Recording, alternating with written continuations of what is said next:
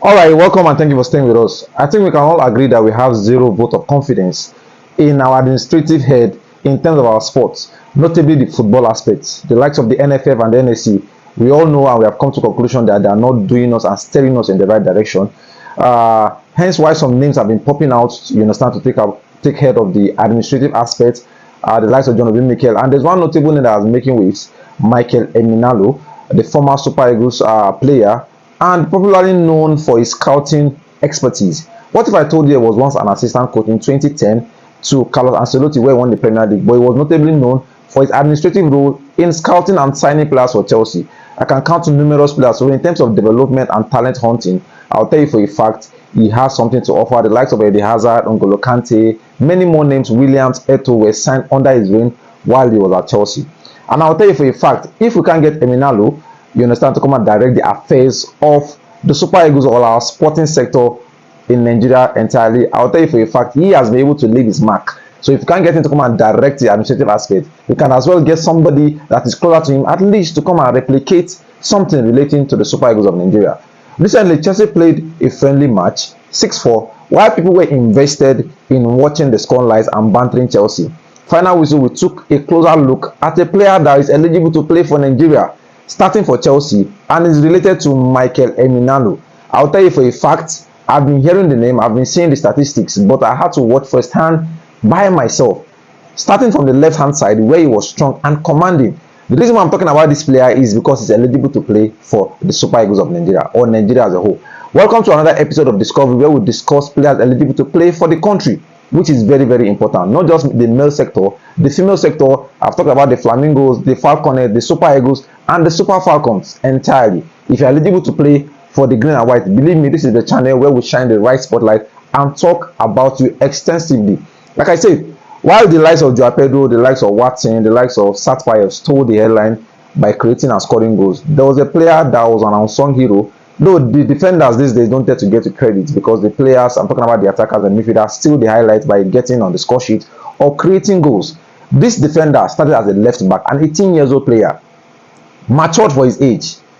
Like I said, associated with Michael Emenalo, because Michael Emenalo, the dad, played for the Super Eagles of Nigeria. I'm talking about no other person than Landon Emenalo, eligible to play for the USA national team because he was born in Arizona in USA and his mom is from USA, but he grew for his longer part of his years in England. So also eligible to play for the Three Lions of England, and also eligible to represent the Super Eagles of Nigeria through his dad. So as it stands, 3 countries. And I was looking at his youth career, in his international career. He has played for the USA under 17, and he has also played for the England under 12 and under 15 respectively. That is to tell you something, that the USA are monitoring his progress, and the Three Lions of England are also monitoring his progress. Before I dive into some of his technical abilities, I have a short clip I really want you to watch.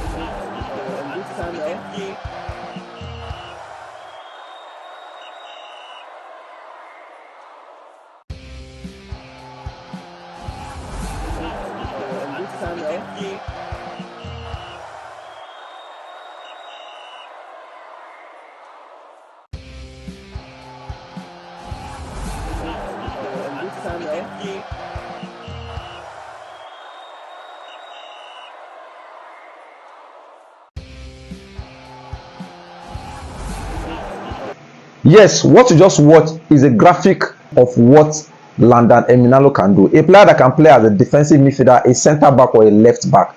Don't let his height fool you. Don't let his skinny body fool you. I'm telling you firsthand, go and rewatch Chelsea's last friendly match and see what the guy was able to pull through. Though many people can argue that we considered 4 goals, but how many of those goals can we attribute and say it was his fault? You understand where I'm coming from? We can count about 2 that we can say, okay, Tosin did his bit. We can count about 1 and we can say Josh Achimpong really cost. You understand? As an 18-year-old player, too matured for the age, the way he was playing. I'm talking of a player that can play both the attacking style and the defensive side of the game, because I saw him galloping down the left hand side. That gave Satpayev, the guy that started as a winger, to invert into the number 9 role to score his goal, because that 11, that left hand side, he locked it down both defensively and attacking wise. Like I said, eligible to play for the Three Lions of England, eligible to play for USA, eligible to play for the Super Eagles of Nigeria. A lot of you might argue that USA is not a footballing nation. Who told you that? Who said so? The same USA that just hosted the FIFA World Cup in grand style, the same USA that appointed Pochettino as a coach. You are telling them they are not a footballing nation. The same USA that are developing their league so well that they have brought the likes of Lionel Messi, Casemiro, Sergio Busquets, Luis Suarez to the same league. That is the same country you say is not a footballing nation. They play now. You understand? The Three Lions of England, what more can we say about the Three Lions of England? With numerous clubs currently housing the most competitive league in the world.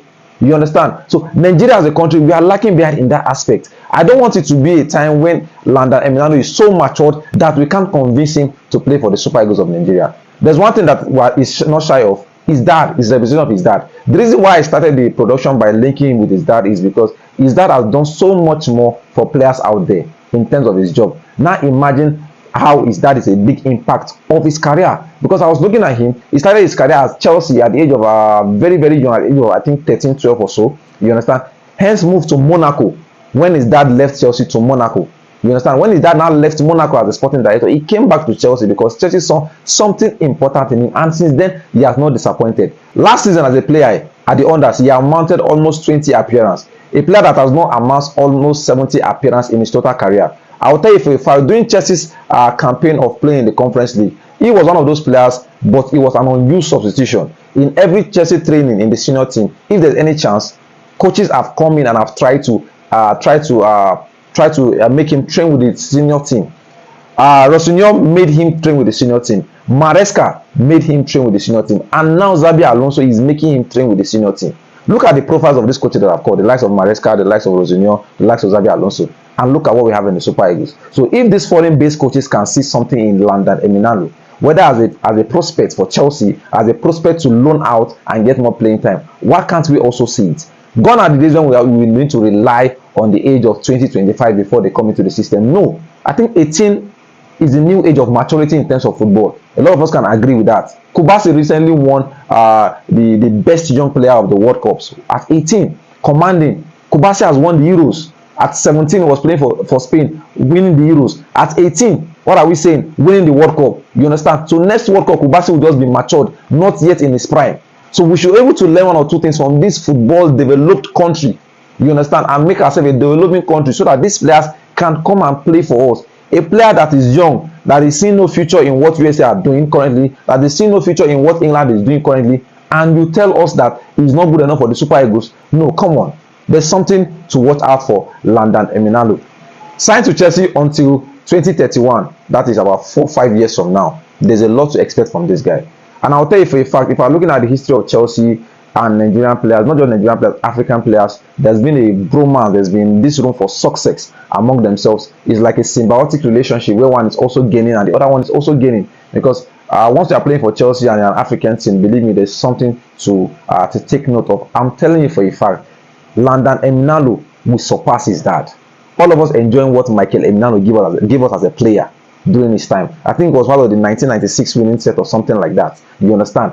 I will tell you for a fact, his son is much more. The way he advances with the ball. And there's this thing we have always said. These players that they are brought up through the European academies are definitely technical, better technically than what we have at the grassroots level. No diss to us domestic players, but I'll tell you for a fact, a player that knows all about football, having trained in different aspects in different countries, both the English way, the American way, you understand, and in the Chelsea academy is enough to be on your CV and open doors for you anywhere. Look at what you have produced down the year. So I'm telling you, let us not sleep on Landon Emenalo. It might be the next big thing. And judging by what Fana has produced and it keep producing, when we talk about players eligible to play for us or players to watch out for, we have never disappointed in scouting these players. Like I said, many names to pick out for, but whenever we come here and tell you discovery, believe me, that player is the next big thing to make the headline. I'm looking forward to see what Chelsea does with this magical talent of Landon Emenalo. Believe me, there's something to watch out for. Considering the dad is a scout, and a sporting director of Saudi Arabian League currently now. Not just a team, the whole league. Michael Emenalo is the sporting director of Saudi Pro League. You understand? So getting a contract or getting a bigger gig probably than Chelsea will not be a problem. But I'm telling you for a fact, if Nigeria know what is good for them, they should try and associate themselves. Remember, he has played for USA under 17. That is association. USA has already associated themselves with him. He has played for the young three lions of England. I think at the under 12 and under 15 respectively, eligible to play for any of them in their under 21 competitions. You understand what I'm trying to say? We should not wait. We should try and associate. We should try and collect data. Landon Emenalo might be the next big thing. And considering the fact that the dad has a good relationship with Nigerian sporting sector, if it is to penetrate this day through his dad, I don't reason why the NFF or the NSC should not, or whatever scouting agencies are responsible for trying to convince players to come and play for the Super Eagles of Nigeria. The Flying Eagles also a way to get into the national team. French national team are doing it. The likes of Michael Olise, the likes of Kylian Mbappe, name them all, the likes of Yancheki, they came through the ranks of the under 23. So for a player that is still 18, 19, get him into the unders. Get him into the unders and see a way you can protect and see a way you can promote and integrate him into the national team. Well, this is another name for you to watch out for. And I'm also watching out for the next friendly Chelsea playing. I want to see how his preseason ends and see the club that eventually sign him. That's my time. I remain your almost official. Feel free to go to my section and share your concerning this wonderful production. And should in case you like what we are doing on final also on this particular production on Discovery, please go to our comment section and suggest a way we can improve on this particular production. And if you like what we are doing and you want to really appreciate us in terms of brand advertisement or financial aspect, please contact our team at finalwhistleteam@gmail.com. That's my time. I'll see you guys.